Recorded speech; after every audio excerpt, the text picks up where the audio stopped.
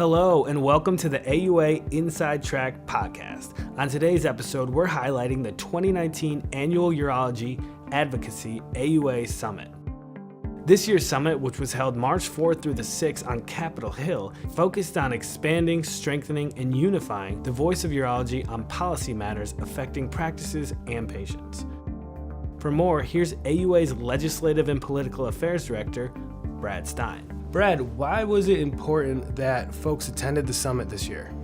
Well, I think there's two things that we could focus on and the importance of why people attended. The first is access to our leaders, our physician leaders. I think we had our AUA board of directors that were in attendance, many of our council chairs and our committee chairs as well. So some of the young up and coming folks within urology found themselves networking with some of our leaders.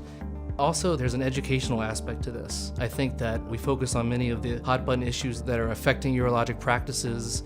There's no registration fee associated with the event. You can earn CME credit hours, and so we really think it's a tremendous opportunity for any domestic AUA member to be a part of our advocacy efforts at the AUA. We had 37 states that were represented, including the District of Columbia.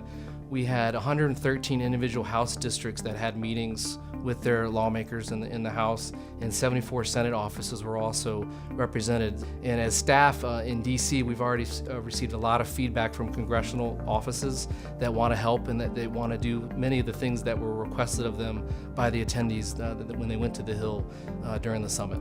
Thanks, Brad. That's correct. This year's summit on Capitol Hill brought together more than 230 attendees in the heart of Washington, D.C. Two-time Pulitzer Prize-winning journalist and author Bob Woodward delivered the opening keynote address. Mr. Woodward gained international attention when he and fellow journalist Carl Bernstein broke news of the Watergate scandal. Thanks so much. A key session at the summit centered around a discussion on urology workforce issues. For more on that session, here's Dr. Chris Gonzalez.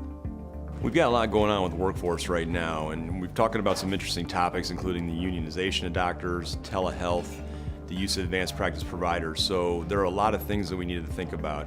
And really the reason that is because as we look at our workforce and we look at the AUA census, we know we've got about a little over 12,000 urologists in the country, but really only 80% of them are actually actively practicing. So really the question is where are they practicing? What's the geographical distribution? So we dig even deeper in the AUA census and we find that we've got a maldistribution of doctors and urologists throughout the country.